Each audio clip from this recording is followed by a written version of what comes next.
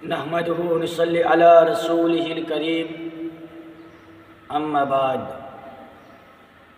अऊज़ु बिल्लाहि मिनश शैतानिर रजीम बिस्मिल्लाहिर रहमानिर रहीम फसल्लि लिरब्बिका वनहार सदाकाल्लाहुल आज़ीम। आशा करी नाज़रीन सकले आपनारा भालो आछेन, सुस्थ आछेन। आज के हमारे भिडियोटी देखছেন देश एवं प्रवास থেকে যারা সকলকে জানা আন্তরিক সালাম, আসসালামু আলাইকুম ওয়া রাহমাতুল্লাহ। আমরা সকলে জানি সামনে আমাদের জিলহজ, এই মাসে আমরা কুরবানি পালন করি।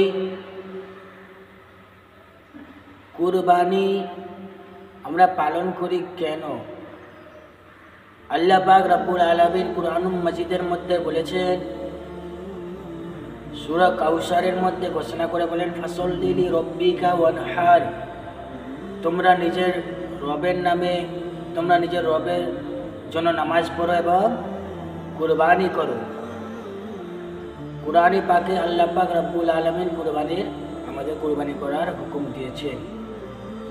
এবার হাদিস শরীফের মধ্যে পাওয়া যায়, যায়েদ বিন আরকামা রাদিয়াল্লাহু তাআলা আনহু হতে বর্ণিত, রাসূল পাক সাল্লাল্লাহু তাআলা আলাইহি ওয়াসাল্লামকে একদা সাহাবায়ে কিরাম জিজ্ঞাসা করলেন, ইয়া রাসূলুল্লাহ, ইয়া হাবিবাল্লাহ, কুরবানি কি?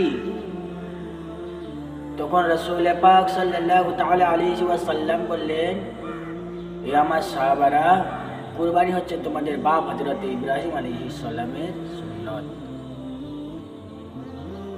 তো এটা হযরত ইব্রাহিম আলাইহিস সালাম কুরবানি করা হযরত ইব্রাহিম আলাইহিস সালামের সুন্নাত। এবার সাহাবায়ে কেরাম আবার জিজ্ঞাসা করলেন, যে ইয়া রাসূলুল্লাহ, কুরবানি করলে আমরা কি আবার সওয়াব পাবো?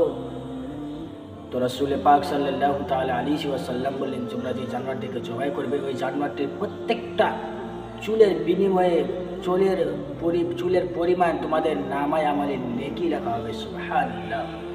তাহলে হাদিসে পাক দ্বারা কি বোঝা গেল? কুরবানি করলে সওয়াব আছে। আর কুরবানি করা যারা মালিকের নিসাব তাদের প্রতি কিন্তু ওয়াজিব। কুরবানি করা যারা মালিকের নিসাব তাদের প্রতি ওয়াজিব। কুরবানি কিছু মশলা মাসাইল, কুরবানি করা কাদের প্রতি ওয়াজিব, কত আপনার ধন হলে কুরবানি করতে আপনাকে ওয়াজিব, কুরবানি আপনার প্রতি ওয়াজিব হয়ে যাবে। এরপরে ভিডিওতে আমি ইনশাআল্লাহুল আজিজ বলবো। কুরবানির বিষয়ে জানতে আমাদের ইউটিউব চ্যানেল ইউসুফ 786-তে আপনারা দেখতে থাকুন। আশা করি আপনারা সকলে ভালো থাকবেন, সুস্থ থাকবেন। আসসালামু আলাইকুম ওয়া রাহমাতুল্লাহ।